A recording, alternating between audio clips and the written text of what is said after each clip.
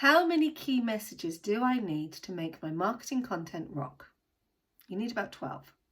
And the reason I say 12 is you're going to be repeating and repeating the messages. Your message needs to be heard. It takes about 15 months for your pipeline on social media to work, to generate and put it up. Now that's for a service, but if you are, it's different if you're a retail product, but if you're a service, and that's what we're going to talk about today, you need to invest in the time of repetition and also repurposing your content. If you're not repeating your message, nobody gets to know what you do. We as business owners think, well, we're bored of saying it, except we forget that the audience hasn't necessarily seen it.